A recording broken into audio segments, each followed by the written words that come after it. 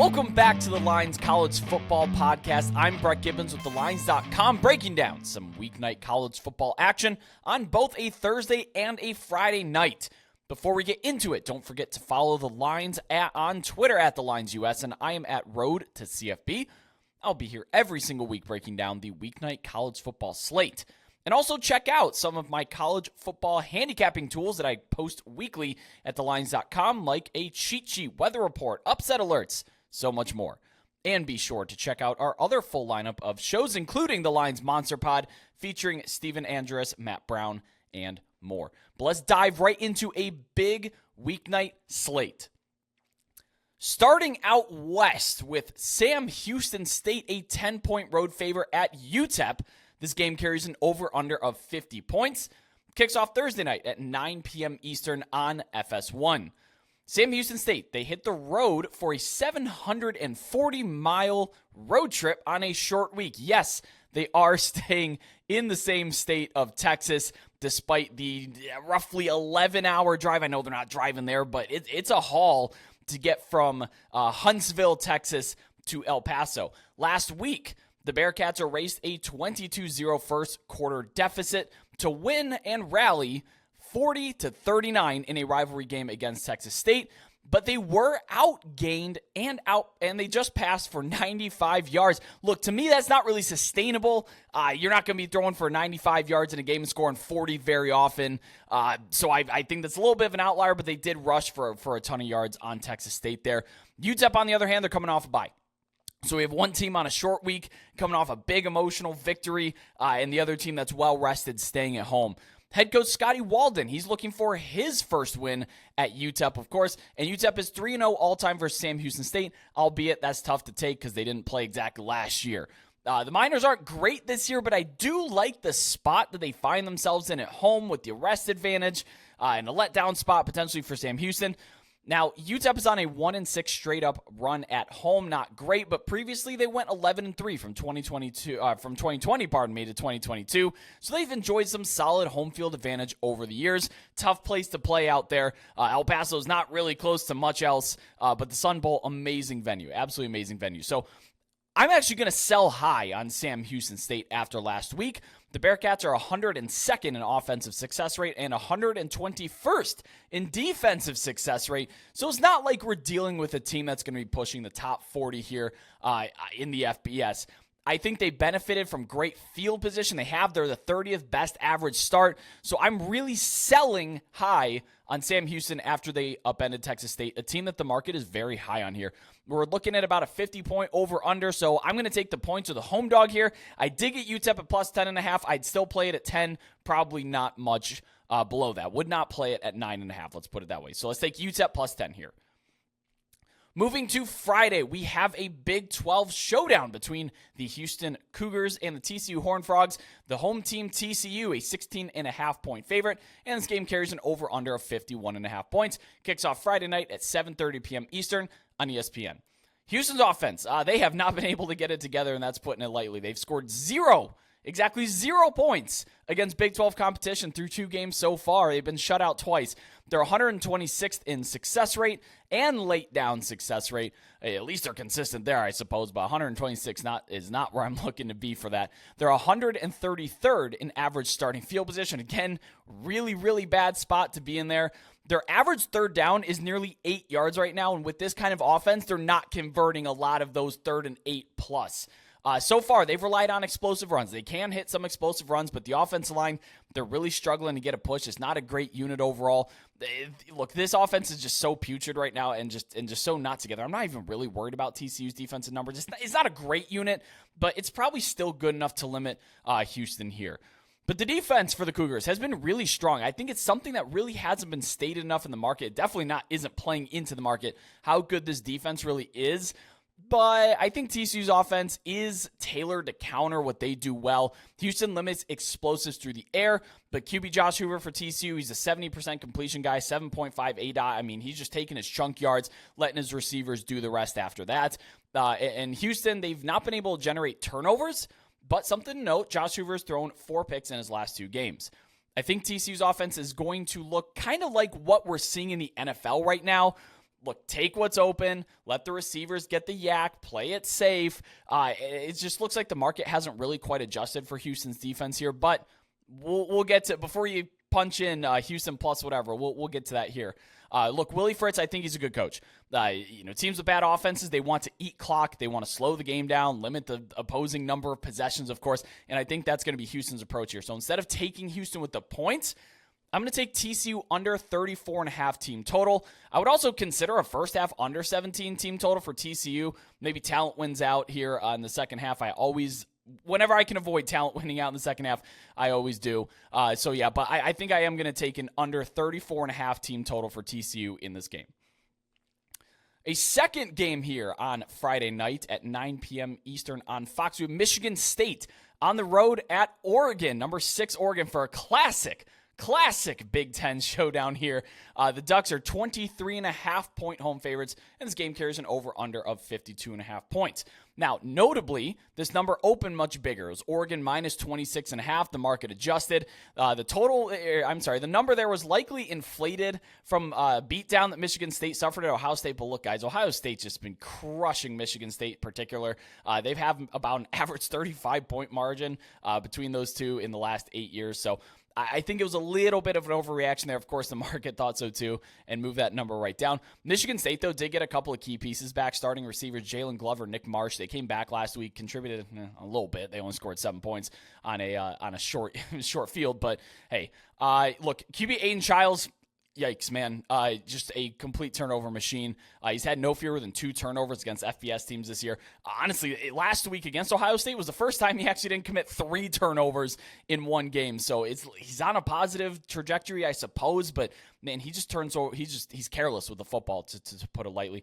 Oregon is probably going to get a boost here to their turnover numbers. They only have 3 through 4 games right now. It's not great. But Aiden Childs is going to do everything in his power to make sure that Oregon's defense gets a couple more turnovers here. It's almost a guarantee. I don't see a world in which he walks away with 0 turnovers, at least the way that he's playing right now. Now, despite the conversation around Oregon being kind of lukewarm, they struggled in that opening game against Idaho, kind of a weird game. I think they're doing just fine. I don't know if they're really hitting those preseason top team, second best team in the country expectations, but it's not like we're talking about the 25th best team in the country here, right? That Boise State win that they notched is looking more and more impressive, even if they were lucky to get out of there alive.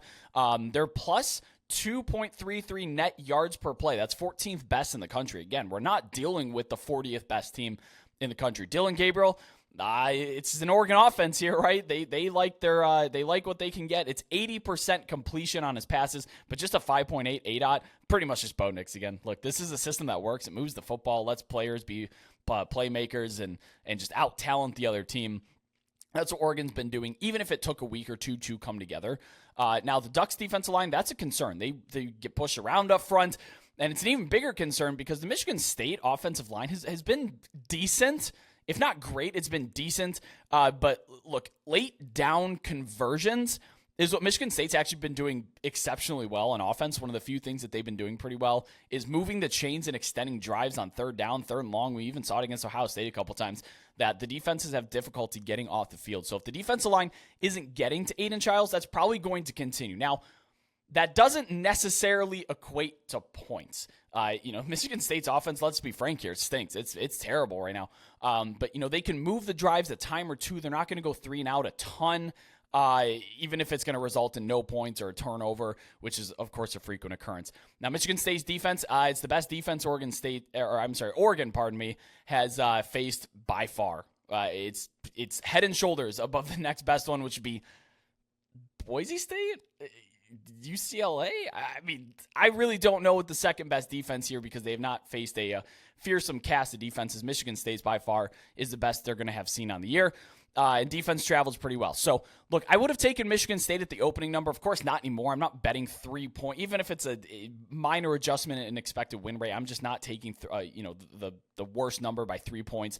I do like under 52.5 here, though. I'm considering under the first half, 27.5. Again, Oregon takes what the defense gives them. Michigan State's defense is pretty tight, and I don't know if the market has fully adjusted to how good the Spartans' defense is this season, or at least is playing this season. Again, first half, 27.5 if you want to take the under there, so that Oregon doesn't garbage time their way to the over or talent wins out in the second half. I think that's a pretty smart play. Our final matchup on the night, a weird one, a fun one I'm sure we're all very excited for. We have Syracuse on the road at ranked number 25, UNLV. The Rebels are 6.5-point home favorites, and this over-under is 58.5 points. Kicks off Friday night, 9 p.m. Eastern on FS1. This is the first ever matchup between these teams. We're getting a lot of first ever matchups, which I think is great. I like seeing first ever matchups, and this, of course, being a fun one. Now, interestingly, this is Syracuse's first road game of the year, and it's also their first trip to the Pacific time zone since 2011. They really have not ventured too far away from upstate New York, at least westerly, in quite a long time here. Now, this is also the first of 3 straight road games. Now, they get a Week 8 bye, but 5 road games in the next 6 for Syracuse. They played at home all of September, and now they don't play at home at all in October. They're hitting the road quite a bit, and this is the first one. It's a doozy for them, but first road trip of the year of many. UNLV, they are ranked for the first time ever. They clearly took this Matthew Sluka thing personally. It was noisy. A lot of guys were tweeting that he was quitting on the team. A lot of receivers were excited to get the change at QB. They really took it personally, and boy, did they take it out on Fresno State, beating them 59-14 as 2-point favorites. 8 yards per play in that game. Now, I know Fresno State's not the Fresno State of old, but goodness, that was a beat down, and they clearly were exercising some demons there on the Bulldogs. Now, replacement QB, Malik Williams looked pretty good. 3 touchdowns on 13 completions, no picks, an additional 119 on the ground, almost 10 yards per carry, and added another score there. This team is going to want to continue to feature Malik Williams just because they have a chip on their shoulder and pour it on when they can. I don't know if Syracuse is the team to pour it on necessarily, but they're definitely going to want to continue to show the offense that, hey, we don't need Matthew Sluka. We're a good team with or without him.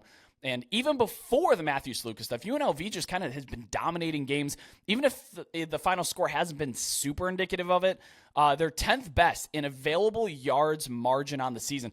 They have nearly a 30% edge over opponents in available yards gained. Both defenses, they counter pretty well what the other offense wants to do. Syracuse's run defense is better than their pass defense, and UNLV's pass defense is better than their run defense. And, Syracuse likes to throw the ball, UNLV likes to run the ball. But look, there's a reason that this hasn't hit -7 yet as of recording here Thursday morning, so it gives me a little bit of a pause to lay the points here, but I can't take the other way. So I think I am going to go Syracuse -6.5. Look, they're a legit good team playing with a very, very deep chip on the shoulder. They're going to want to show the country what they are, especially because right now, or at least before they got ranked, the conversation around UNLV was just Matthew Sluka. And they're like, hey, look, guys, we're a good team that's really vying for a playoff position. They have a monstrous game against Boise State upcoming here on a Friday night. They want in the playoffs. They're going to continue to prove it. And look, hosting a power conference opponent like Syracuse is an opportunity for that team to get a good resume builder. Syracuse, it's a tough spot for them heading out west and in first time in forever with a day short to rest and travel. So I do like UNLV laying the points -6.5 here at home, even though it hasn't hit 7. That's really the only side that I like in this game. But hop on over to our Discord, where you can connect with over 4,000 sports betting fans and get live updates in the college football server. There, you can join a sharp and very, very active community. We are in the thick of football season, both pro and college here in October. It's never been more active. Love getting in there.